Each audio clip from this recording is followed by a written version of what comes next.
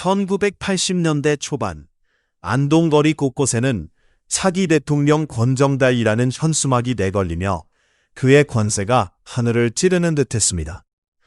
당시 민정당 사무총장이었던 권정달은 군 선배 장군들이 군복을 벗자마자 그에게 달려와 90도로 허리를 숙여 예편 신고를 하는 모습을 보일 정도로 막강한 영향력을 행사했습니다. 11대 국회의원 공천 역시 모두 권정달이 주도했다는 소문이 퍼졌습니다.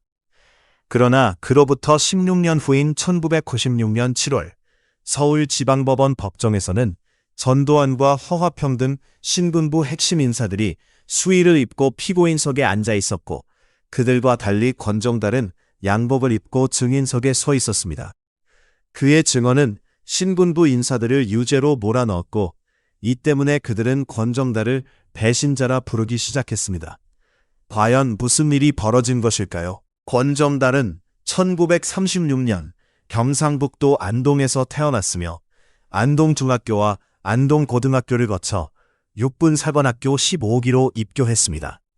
그의 동기 중에는 김복동과 육군 참모총장이 된 이진삼도 있었습니다.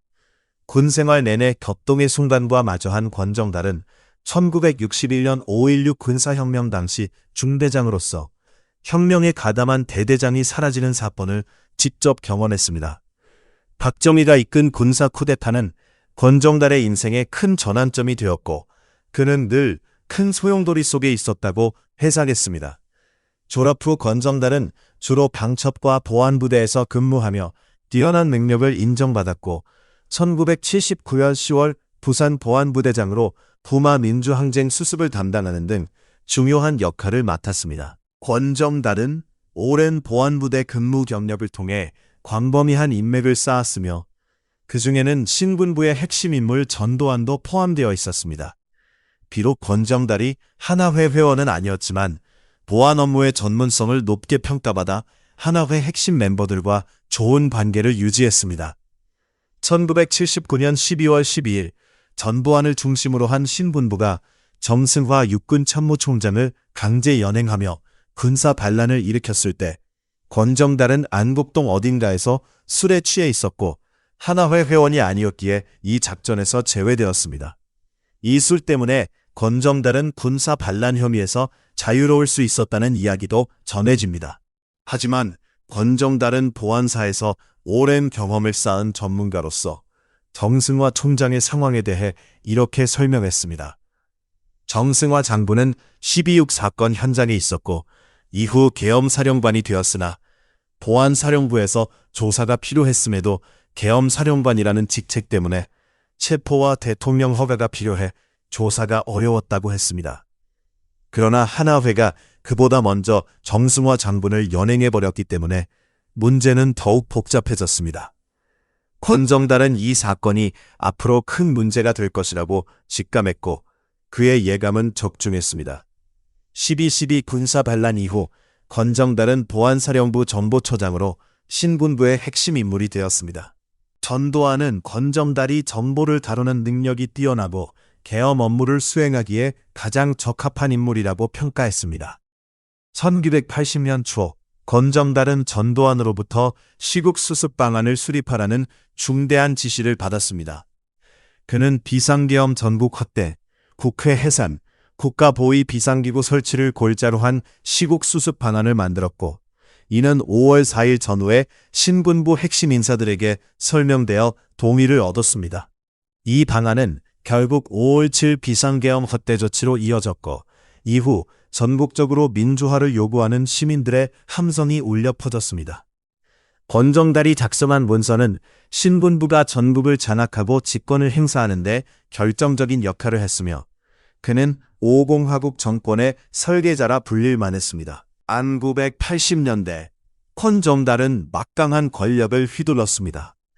보안사 정보처장 시절에는 언론 통폐합과 기자 강제 해직에도 관여했습니다. 초기 계획은 MBC를 제외하고 KBS만 남겨 3개 채널로 만들고 신문은 조관 2개, 석관 3개, 지방지는 1도 1사, TBC 동양방송은 없애는 것이었으나 권정달은 당시 언론 통폐합에 관한 내용을 잘 몰랐고 단지 공부하는 데 급급했다고 회상했습니다. 언론 통폐합은 허문도와 이상재가 주도했고 전두환에게 보고했을 때 대통령은 반대했습니다. 결국 MBC를 살리고 KBS를 2개 채널로 유지하며 조선일보, 동아일보, 중앙일보, 한국일보, 경향신문, 서울신문으로 6대 일간지 체제가 확정되었습니다. 1980년 권정달은 민주정의당 창당의 1등 공신이 되었고 민정당 초대 사무총장으로서 당내에서 막강한 권력을 행사했습니다.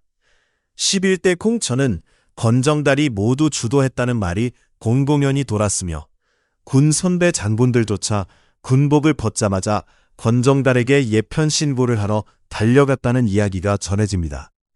11대 국회의원 선거에서는 고향인 경상북도 안동에 출마해 당선되었고 안동 곳곳에는 차기 대통령 권정달 현수막이 내걸려 그의 권세를 상징했습니다.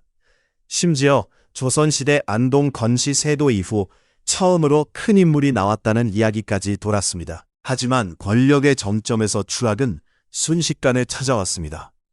장영자 부부 어음 사기 사건이 터졌는데 이는 6.25 전쟁 이후 최대 금융사기 사건으로 기록될 만큼 엄청난 파장을 일으켰습니다. 장영자 밑에서 문제의 어음을 끊어주던 사람 중 한 명이 권정달의 동참으로 그가 권정달의 이름을 팔며 사건과 연루되었다는 소문이 돌았습니다. 권정달은 이를 강력히 부인하며 장영자를 대면한 적도 전화통화한 적도 없다고 선을 그었습니다. 검찰 조사 결과 권정달은 사건과 무관한 것으로 밝혀졌지만 정치적 책임을 지고 민정당 사무총장 자리에서 물러나야 했습니다. 당시 국무총리 유창순, 검찰청장 이원조 등도 줄줄이 사퇴했습니다. 1983년 9월 1일 권정달에게는 인생 최대의 비극이 닥쳤습니다. 뉴욕으로 향하던 대한항공 007편이 소련 영공을 침범했다는 이유로 격추되었고 탑승자 269명 전원이 사망한 이 참사에는 권정달의 사랑하는 딸도 함께 타고 있었습니다. 권력의 정점에서 누렸던 영광도 장영자 사건으로 입은 정치적 타격도 이 순간만큼은 아무 의미가 없었습니다. 한 사람의 아버지로서 겪어야 했던 고통은 상상 이상이었을 것입니다. 그 후 1985년 제12대 총선에서 권정달은 민정당 공천을 받아 안동에 출마했습니다. 당시 서울올림픽 조직위원장이었던 노태우가 권정달의 선거를 돕기 위해 안동을 방문했으나 권정달이 급한 볼일을 보는 바람에 노태우는 30분간 밖에서 기다려야 했습니다. 이 모습은 기자들에 의해 기사화되었고 권정달이 노태우 위원장을 30분간 밖에 세워놓았다는 소문이 퍼졌습니다. 권정달은 오해를 풀기 위해 노태우를 직접 찾아가 사과했지만 사실 그는 노태우의 영향력을 낮게 평가하고 있었습니다. 50 말기에는 권정달이 전두환을 찾아가 노태우를 후계자로 세우지 말 것을 강력히 주장했으며 노태우에 대한 불신으로 두 사람의 관계는 멀어졌습니다. 그러나 결국 노태우가 대통령 후보로 결정되었고 권정달은 선거를 적극 도우면서 겉으로는 화합하는 모습을 보였습니다. 1988년 노태우는 김영삼과 김대중을 누르고 대통령에 당선되었지만 과거의 앙금을 잊지 않고 있었습니다. 13대 국회의원 선거를 앞두고 권정달을 공천에서 탈락시키면서 정치 일선에서 밀려나게 했습니다. 이에 권정달은 미국으로 떠났고 14대 총선을 앞두고 귀국하여 신당 창당을 계획하고 총선 출마 의사를 밝혔으나 노태우가 이를 가로막았습니다. 권정달은 미국에서 2년간 지내다 돌아왔으나 다시 한번 국정원의 감시를 받으며 신당 창당 시도를 막혔고 결국 다시 미국으로 건너가야 했습니다. 1993년 김영삼 정부가 들어서면서 권정달은 한국으로 돌아와 15대 국회의원에 당선되었습니다. 그는 같은 13대 국회의원이었던 도영심과 함께 주목받았습니다. 도영심은 1960년대 부유한 가정 출신으로 미국 유학 후 국회 사무처에서 근무하며 폭넓은 정치 인맥을 쌓았고 영어, 불어, 스페인어까지 구사하며 노태우와 김영삼 대통령 해외 순방에 동행할 정도로 영향력 있는 인물이었습니다. 1995년 김영삼 정부는 역사 바로 세우기 차원에서 전두환과 신군부에 대한 수사를 시작했고, 검찰은 권정달을 소환해 조사를 시작했습니다. 권정달은 자신이 보안사 정보처장일 뿐이고 실제로 이를 실행한 사람들은 육사 후배들과 선배들임을 밝혔습니다. 그는 전두환 대통령으로부터 시국 수습 방안을 만들어 실행하라는 지시를 받았고, 비상계엄 전국 확대 등 6개 방안을 만들었습니다. 5월 4일 전후에 신군부 핵심 인사들을 만나 이 방안을 설명하고 동의를 받았습니다. 권정달이 입을 열지 않았다면 드러나지 않았을 내막이 그의 증언으로 세상에 밝혀졌습니다. 전두환 측에서는 그를 배신자라 비난했지만 김영삼 정권에서는 결정적인 제보자로 평가했습니다. 1996년 7월 22일 서울지방법원 제2회 공판에서 권정달은 증인석에 섰고, 전두환과 허화평 등 신군부 핵심 인사들은 피고인석에 앉아 있었습니다. 그의 증언이 끝나자 신군부 인사들은 격렬히 반발하며 증인이 민정당 사무총장에서 쫓겨나고 공천에서 탈락한 사람이라 이런 증언을 한다는 등 정치적 의도가 있다고 주장했습니다. 그러나 권정달은 인간적으로 괴롭지만 진실을 밝히고 사법부와 역사의 심판을 받겠다는 뜻을 굽히지 않았습니다. 그의 진술은 신군부를 유죄로 만드는데 결정적 역할을 했고, 판결문에 그 내용이 반영되었습니다. 1996년 8월 26일 서울지방법원은 전두환에게 사형을, 노태우에게 무기징역을 선고했습니다. 이후 권정달 역시 신군부 직권 남용 혐의로 고발되었으나 핵심 인사들 중 유일하게 기소되지 않았습니다. 법조계에서는 권정달이 정부에 협조한 점이 무혐의 처분에 크게 작용했을 것으로 분석했습니다. 신군부 인사들은 분노하며 권정달도 우리와 함께 구속됐어야 한다며 그를 배신자로 규정했습니다. 권정달은 이에 대해 검찰의 여러 차례 조사를 받았고, 나는 하나회 회원이 아니었기에 구속 기소되지 않은 것이라고 반박했습니다. 권정달과 신군부 핵심 인사들의 악연은 오래전으로 거슬러 올라갑니다. 12.12 군사 반란 당시 권정달은 술에 취해 작전에서 제외되었고, 목숨을 걸고 군사 반란을 성공시킨 하나회 멤버들에게는 낯선 존재였습니다. 전두환의 측근인 허화평, 허삼수 등이 권정달을 견제했고, 그가 청와대 입성을 시도했을 때도 이들의 반대로 무산되었다는 말이 돌았습니다. 1980년대 초 전두환이 권정달의 실력자 여부를 묻자 실력자라기보다 바람잡이라고 평가했을 정도로 권정달은 신군부 내에서 독립적인 신복은 아니었습니다. 2988년 오공 청문회 당시 허화평 등 전두환 측근들은 모든 책임을 권정달에게 떠넘겼고, 권정달은 큰 배신감을 느끼며 복수를 다짐했다고 전해집니다. 1996년 권정달은 15대 국회의원 선거에서 무소속으로 당선되며 정치 일선에 화려하게 복귀했고, 이후 신한국당에 입당했으나 1998년 이회창 총재가 되자 탈당했습니다. 그는 아들을 군대에 보내지 않은 이유로 이회창의 반대 의견을 표명했습니다.